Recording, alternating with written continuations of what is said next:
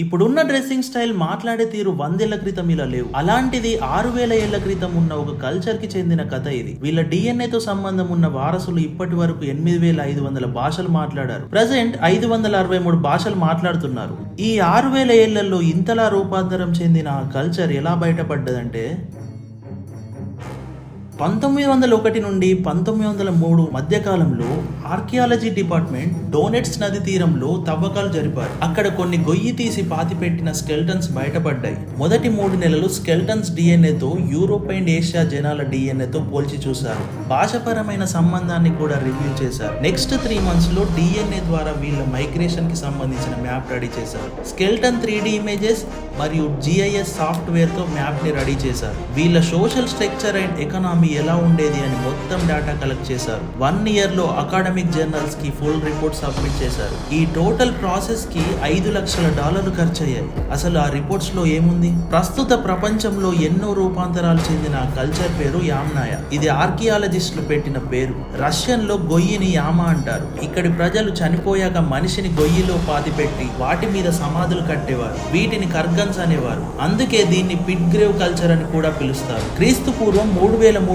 నుండి 2600 వరకు ఈ కల్చర్ మనుగడలో ఉంది. ప్రస్తుత యుక్రెయిన్, కజకిస్తాన్, రష్యా వరకు విస్తరించి ఉండేది. కేంబ్రిడ్జ్ యూనివర్సిటీకి చెందిన సీనియర్ ఆథర్ అయిన డాక్టర్ ఆండ్రూ మానికా వీళ్ళ డిఎన్ఏ తూర్పు యూరోపియన్ వేటగాళ్ళు అండ్ లాస్ట్ ఏజ్ వేటగాళ్ళు డిఎన్ఏతో మిక్స్ అయి ఉంది అని చెప్పారు. 14 మేజర్ ఫ్యామిలీస్ ఈ కల్చర్ నుండి వరల్డ్ అంతా స్ప్రెడ్ అయ్యాయి. అలా స్ప్రెడ్ అయిన ఫ్యామిలీస్ కొత్త ఇన్నోవేషన్స్ చేస్తూనే లింగ్విస్టిక్ లెగసీ మెయింటైన్ చేశారు. ఇప్పటి వరకు 8500 లాంగ్వేజెస్ ఈ సంస్కృతి నుండి ఎవాల్వ్ అయ్యాయి. ఇప్పుడున్న ఎర్త్ పాపులేషన్ లో 46% ఈ కల్చర్ నుండి స్ప్రెడ్ అయిన వాళ్ళే. క్రిస్టియానిటీ అండ్ ఇస్లాం లో ఇలా పిట్ గ్రేవ్ కల్చర్ చూస్తాం. వీళ్ళు ఒక చోటు నుండి ఇంకో చోటుకి పశువులు మేపుకుంటూ తిరిగే సంచార జాతి వాళ్ళు.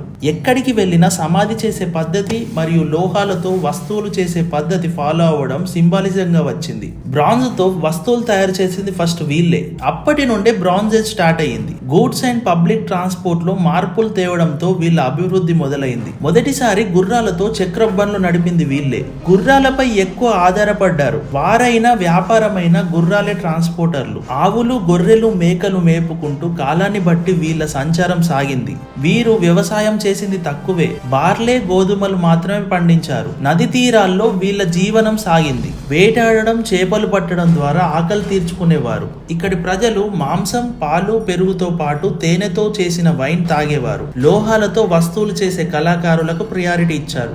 కొత్త టెక్నాలజీ యూజ్ చేస్తూ వెపన్స్ డిజైన్ కూడా చేసేవారు. గుర్రాల్ని చాలా కాలం నడిపారని వాళ్ళ బోన్ మార్ఫాలజీ ద్వారా కనుక్కున్నారు. బట్ ఆర్కియోజూలజిస్ట్ విలియం టేలర్ ఇది ఎవిడెన్సే కాదని, హార్స్ డొమెస్టికేషన్ తర్వాత చాలా ఏళ్లకి జరిగిందని ఆయన ఒపీనియన్. వీళ్ళ సొసైటీలో పెద్ద చిన్న తేడాలు ఉండేవి. మలోరీ అండ్ ఆడమ్స్ యామ్నాయలో 3 వర్గాలుగా ప్రజలు ఉండేవారని సజెస్ట్ చేశారు. మాన్యుస్క్రిప్ట్ లో బ్రాహ్మణ, క్షత్రియ, వైశ్యాస్ లాగా. అప్పటి సంఘటనలను గమనిస్తే పశుపాలకులు, వస్తు కళాకారులు, వ్యాపారులు ఉండేవారని తెలుస్తుంది.